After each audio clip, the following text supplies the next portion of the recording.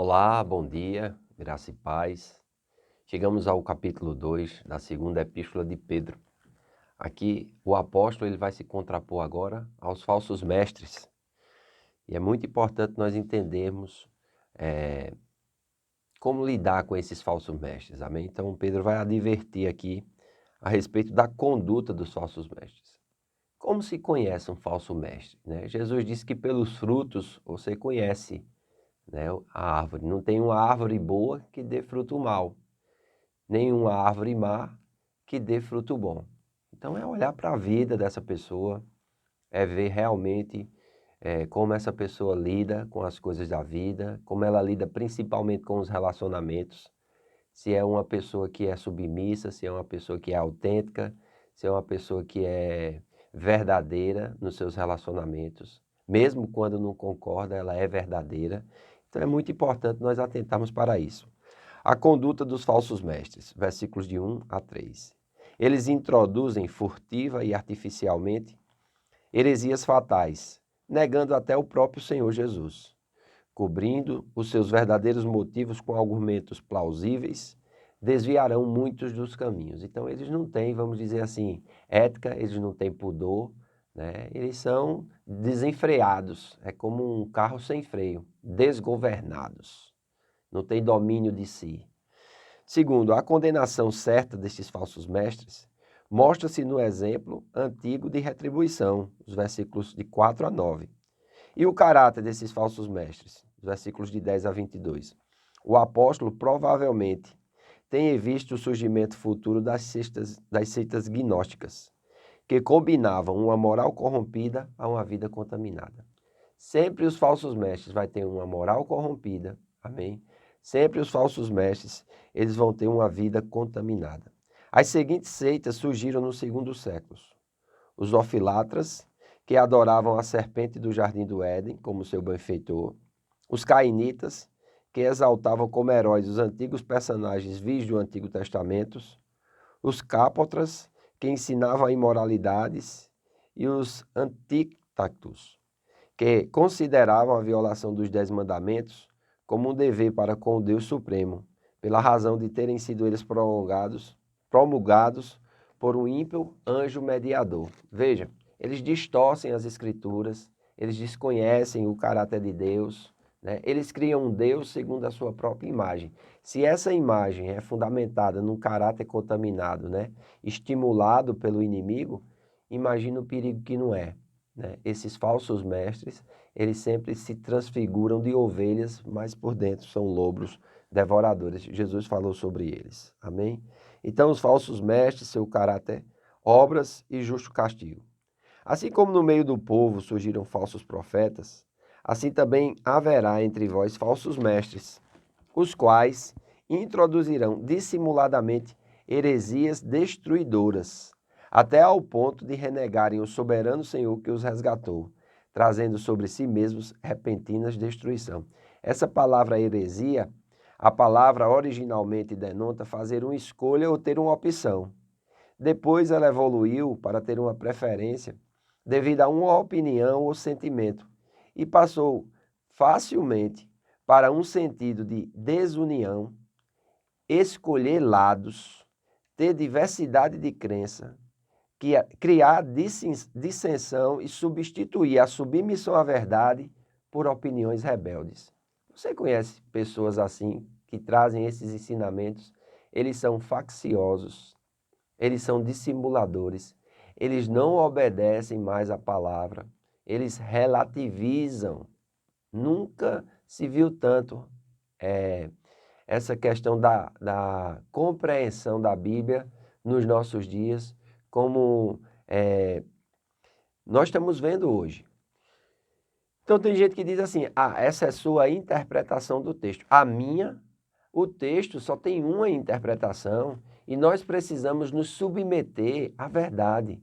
Nós precisamos nos submeter à palavra. Nós precisamos nos submeter, né, à união do corpo. Amém? Cristo em nós, esse amor de uns para com os outros, é o vínculo da perfeição. Se não existe esse sentimento de irmandade, de fraternidade, de amor mútuo, irmãos, nós temos que sondar o nosso coração, amém? Então os hereges, aqueles que plantam heresias, eles procuram se isolar, eles procuram viver só, eles não querem comunhão, eles não querem, vamos dizer assim, compartilhar da sua vida, das suas bênçãos. Eles são muito, assim, egoístas. Então, é muito fácil. É olhar para os frutos, amém? É pelo fruto que se conhece a árvore. É pelas obras que a pessoa pratica que você vai ver se houve um arrependimento genuíno. E nós precisamos lidar o tempo todo, alinhando nosso coração, voltando à verdade, não deixando apagar o fervor por Deus, o fervor pela oração, o fervor pela congregação. Irmãos, nunca se viu tantos desigrejados. Eu acho que esse Covid-19, né, está mostrando para os desigrejados a importância da igreja, né? Apesar de que tem muitos que não estão sentindo nem falta, cuidado com esses, amém? Então diz que sobre eles virá repentina destruição. Versículo 3. Muitos seguirão as suas práticas libertinas e por causa delas será infamado o caminho da verdade, trazendo motivos por avareza, também movidos por avareza, farão comércio de vós com palavras factícias. Para eles, o juízo lavrado a longo tempo não tarda e a sua destruição não dorme. Eu estava vendo o jornal uma vez e alguém estava comentando que um pastor estava vendendo a igreja, com os membros e tudo. E a promoção era que já levava 300 membros e uma entrada de aproximadamente tantos reais. Isso é o absurdo do absurdo. Então, nós temos que ter cuidado com esses tipos de líderes, amém? Que se acham donos do rebanho. O rebanho é de Deus, o rebanho não pertence ao líder. O líder deve servir ao rebanho como modelo, como exemplo. E é um desafio isso, porque nós temos que mortificar a nossa carne, amém? Então, versículo 4. Ora, se Deus não poupou anjos quando pecaram, antes precipitando-nos no inferno, os entregou ao abismo de trevas, reservando-os para o juízo, e não poupou o mundo antigo, mas preservou Noé, pregador da justiça, e mais 7 pessoas, quando fez vir o dilúvio sobre o mundo dos ímpios. E reduzindo as cidades às cinzas de Sodoma e Gomorra, ordenou-os a ruína completa, tendo-as posto como exemplo a quantos venham a viver impiamente. E o livro do justo Ló, afligido pelo procedimento libertino daqueles insubordinados, porque este justo, pelo que via e ouvia quando habitava entre eles, atormentava a sua alma justa cada dia por causa das obras iníquas daqueles. E por que o Senhor? É porque o Senhor sabe livrar da aprovação os piedosos e reservar sob castigo os injustos para o dia do juízo, especialmente aqueles que, seguindo a carne, andam em imundas paixões e menosprezam qualquer governo. Eita, irmãos! Pessoas que andam segundo as ímpias paixões da sua...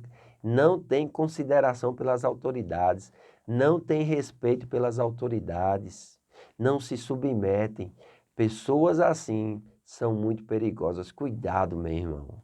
Eu sondo meu coração e eu tenho muito cuidado para que eu não seja assim com as autoridades eclesiásticas, com as autoridades civis, que eu nunca perca o respeito. E, irmãos, eu aprendi com meu pai e com minha mãe, principalmente com minha mãe, a respeitar as autoridades, a respeitar os mais velhos, a ter grande consideração pelas pessoas. Minha mãe era uma mulher que tinha grande consideração pelas pessoas que ajudaram ela, pelas pessoas que foram importantes na vida dela, pelo pai e pela mãe. Amados, hoje é desafiador. Filhos que criticam os pais abertamente, no rosto. Pessoas, ovelhas, que falam mal dos seus pastores, que falam mal de outros pastores. Ontem mesmo nós estávamos na igreja e uma pessoa que estava prestando serviço veio falar a respeito de um pastor da cidade da qual ele era. Eu cortei na hora, irmãos. Não tinha interesse em ouvir, não tinha interesse em abrir meus ouvidos para aquele tipo de conversa. E é assim que nós devemos fazer. Temos que ter cuidado sobre o que falamos, sobre as autoridades, para que o nosso coração não seja um coração rebelde, insubmisso, amém? Que infama o caminho do Senhor. Aleluia, Glória a Deus, eu acredito que estou pregando bem hoje, hein? Nós estamos dividindo aqui um tempo maravilhoso. Glória a Deus. E eu vou parar por aqui, porque eu quero me deter mais nesse capítulo. Eu quero me deter um pouco mais a respeito desse assunto, amém? Nos veremos em breve, acredito que amanhã. Você tenha um bom dia e eu vou continuar aqui de 2 Pedro capítulo 2. Que Deus abençoe você, em nome de Jesus.